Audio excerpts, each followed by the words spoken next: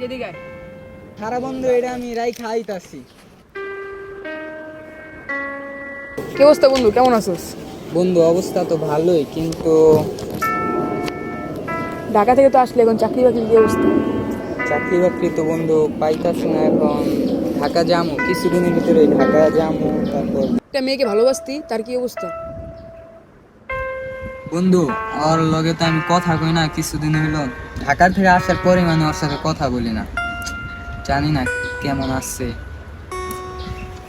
আচ্ছা তাহলে দেখ কি অবস্থা।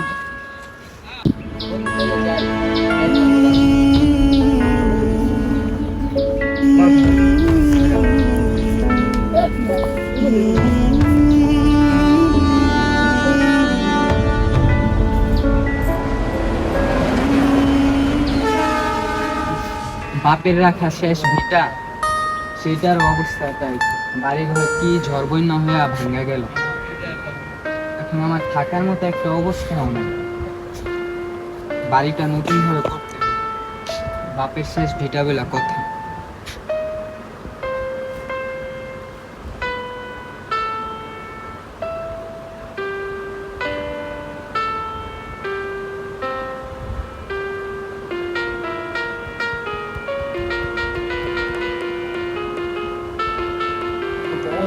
রাজ রাজ রাজ, আরে কি ভাই হয়েছে এত বন্ধু? ঘুমাস? রাইতে বেটা ঘুমাইতে পারি না, তুই যে বাসা মাসা কি অবস্থা। চল কই যাবি? চল তো মাঠের দিকে যাই। বন্ধু মাঠে যাই, অনেকদিন ধরে একসাথে আড্ডা দিই না। চল। বন্ধু তোর বাড়ির অবস্থা যেটা দেখলাম সেটা তো খুবই খারাপ। বন্ধু, ঝড় বৃষ্টিতে তো বাড়িটা নষ্ট হয়ে গেছে, কিন্তু টাকা পয়সাও নাই যে ঠিক করুম। এখন ভাবতাছি চাকরি বাকরি পাইলে ঠিক করুম এটা। আর তোর গার্লফ্রেন্ডের খবর কি? গার্লফ্রেন্ডের সাথে তো আজকেও কথা বললাম না, দীর্ঘ দিন যাবত কথা হইতাছে না, টেনশনে আছে। তাদের কি খবর? হ্যালো,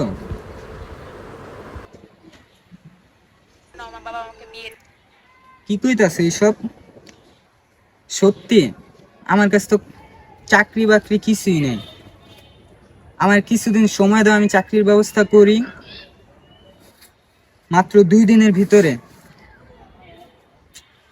তুমি কল রাখো না, দাঁড়াও দাঁড়াও দাঁড়াও, আমি কিছু একটা ব্যবস্থা করতেছি, দাঁড়াও। ঢাকায় চলে আসো, একটি চাকরি ব্যবস্থা হয়ে যাবে। কি হলো বন্ধু, কি বলেছে সে? কথা বল, কি বন্ধু, বলছে? যেটার ভয় পাইতাছিলাম ওইটাই। 2 দিন পর আর বিয়ে। এখন বলতাছে 2 দিনের ভিতরে যদি আমি চাকরির ব্যবস্থা না করি, তাহলে মানে ওর অন্য কারোর সাথে বিয়ে হয়ে যাবে। এখন আমি কি করব বন্ধু? তুই আরেকবার ঢাকা যে চেষ্টা কর, দেখ কিছু একটা হতে পারে। ঢাকা তো কেউ ঘুষ ছাড়া চাকরি দেয় না, এটাই তো সমস্যা। ঘুষ ছাড়া কেউ চাকরি দেয় না। এখন আমি কি করবো? আমার কাছে আর কোনো উপায়ও নাই।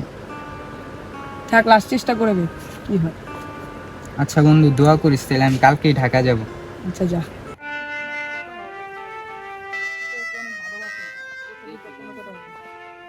দোয়া করিস। আচ্ছা।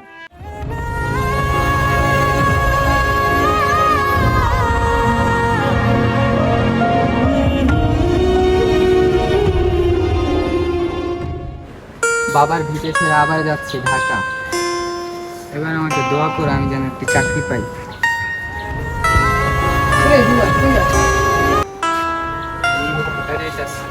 চাকরির জন্য দোয়া করিস। বন্ধু, দোয়া করিস।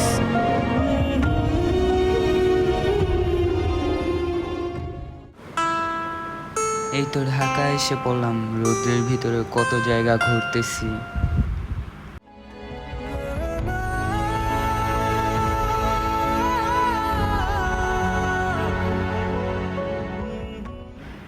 হ্যাঁ যাই, এইটাই তো অফিস। হ্যাঁ, এইটাতেই প্রথম ইন্টারভিউ। যাই। ধুর, এইখানেও চাকরিটা হলো না। এইটা তো শেষ ভরসা। এইখানে যদি চাকরি না পাই, তাহলে তো আমার আর কিছু করার নেই। ইয়েস ইয়েস গো, আপনার সার্টিফিকেট গুলো দিন। ইয়েস স্যার, এই নিন। আপনার কাগজপাতি তো ভালো আছে। হ্যাঁ, আপনার চাকরি কনফার্ম।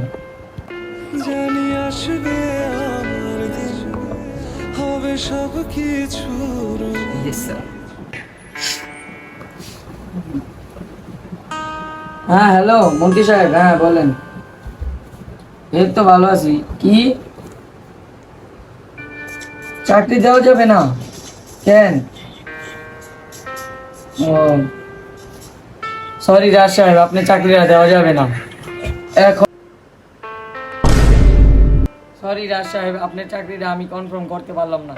উপরে থেকে নির্দেশ আইছে তো তাই।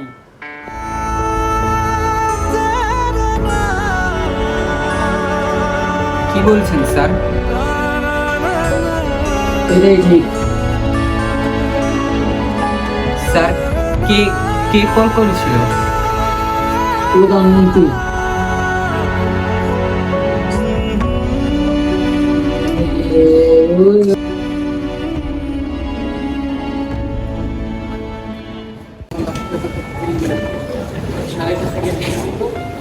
আসলে সব জায়গায় ট্রাই করলাম, কিন্তু কোনো জায়গায় চাকরি পেলাম না।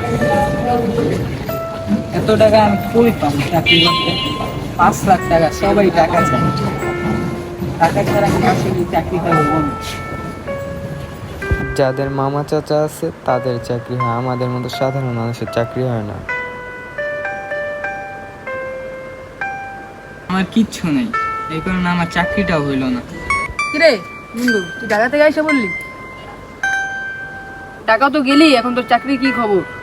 বন্ধু, আমি আমার সব কিছু দেওয়ার চেষ্টা করলাম, কিন্তু কেউ আমার চাকরি দিতেছ না। আমার এই সার্টিফিকেট আমি পুরে এলাম, না না, সার্টিফিকেট আমি পুরে এলাম। ছাড় বন্ধু, ছাড় আমারে। চেষ্টা কর ভাই। গেলাম সব জিনিস এই সার্টিফিকেট।